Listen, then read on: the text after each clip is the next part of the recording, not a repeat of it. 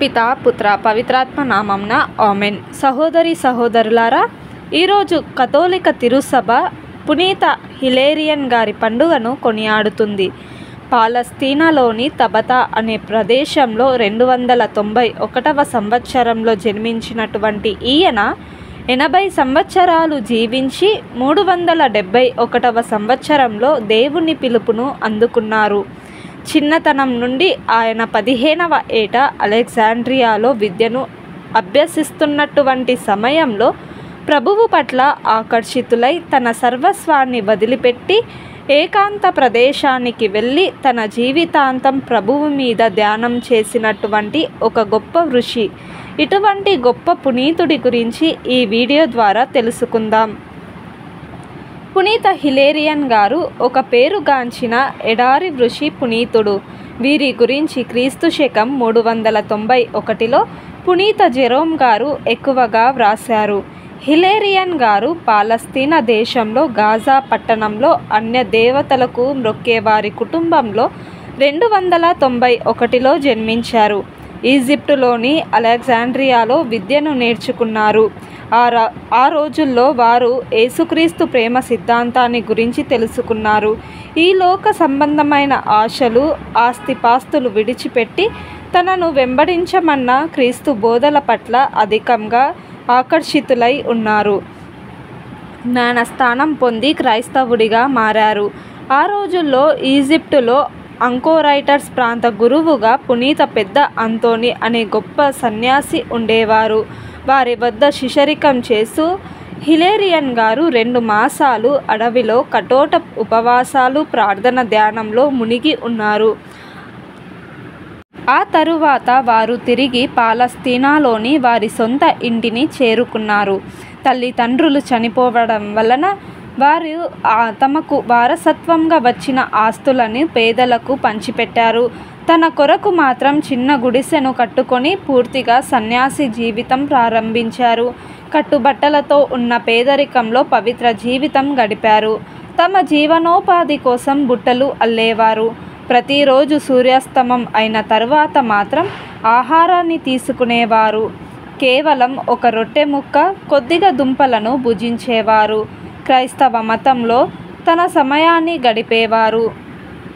తన ఉపోద్ఘాత శక్తి వల్ల పునీత హిలేరియన్ గారికి అద్భుతాలు చేసే శక్తిని దేవుడు ప్రసాదించారు. స్వస్థతలు, దెయ్యాలను వెళ్ళగొట్టడం వారు చేసేవారు. అనేక మంది మారుమనసు పొంది వారి సమక్షంలో క్రైస్తవ విశ్వాసం జీవితాన్ని జీవించేవారు. వారి సలహాల కోసం ప్రజలు వారి వద్ద రావడం మొదలుపెట్టారు. వందల వేల సంఖ్యలో ఒక తీర్థయాత్రగా ప్రజలు వారి వద్ద వస్తూ ఉండేవారు. వారికి ఏకాంత ప్రార్థనలు ప్రార్థించుకునే సమయం కూడా ఉండేది కాదు. తనను అనుసరిస్తూ శిష్యులు కూడా ఎక్కువయ్యారు. అయితే వీటన్నింటికి దూరంగా హిలేరియన్ గారు ఎక్కడికైనా పారిపోవాలని ప్రయత్నం చేశారు.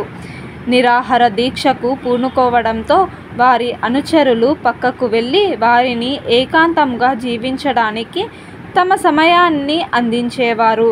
వారు ఒక మఠ సభ్యులుగా జీవించినట్టు చరిత్ర చెప్పబడుతుంది. పునీత హిలేరియన్ గారు ఋషి లివియాలో ఉండగా ఆ ప్రాంతంలో అనకొండ లాంటి ఒక పెద్ద పాము తిరుగుతూ ఉండేది. అది పశువులని, మనుష్యులను కూడా మృంగివేస్తూ ఉండేది.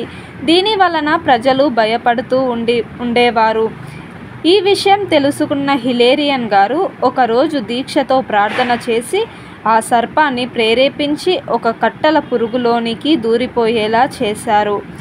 వెంటనే ఆ పుల్లల ప్రోగుకు చుట్టూ కూడా అగ్నిని అంటించారు. పెద్ద అరుపులతో ఆ భయంకరమైన సర్పం మాడి మసైపోయింది. ఈ విషయాన్ని పునీత జెరోమ్ గారు వ్రాసిన చరిత్రలో పేర్కొన్నారు. ఆ తరువాత పునీత హిలేరియన్ గారు సిసిలీ వెళ్ళి అక్కడ ఋషి జీవితం జీవించారు. ఆ ప్రాంతంలో ఉన్న కొందరు వారి అద్భుతాలను గుర్తించి తిరిగి వారికి దగ్గరయ్యారు.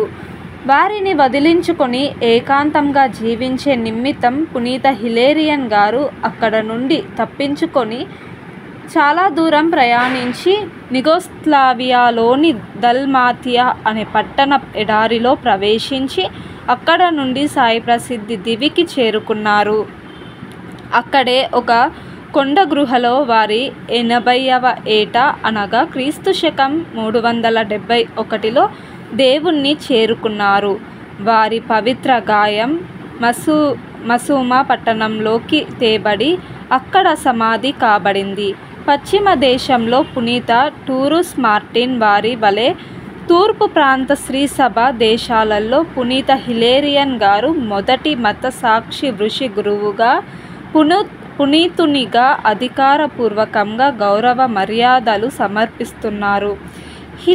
హిలారీ అనగా ఉల్లాసము అని అర్థం.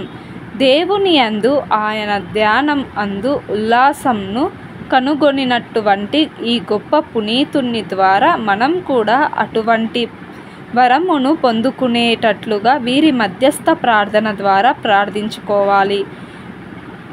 పునీత హిలేరియన్ గారా మా కొరకు ప్రార్థించండి. ఆమెన్. పితా పుత్ర పవిత్రాత్మ నామమున ఆమెన్.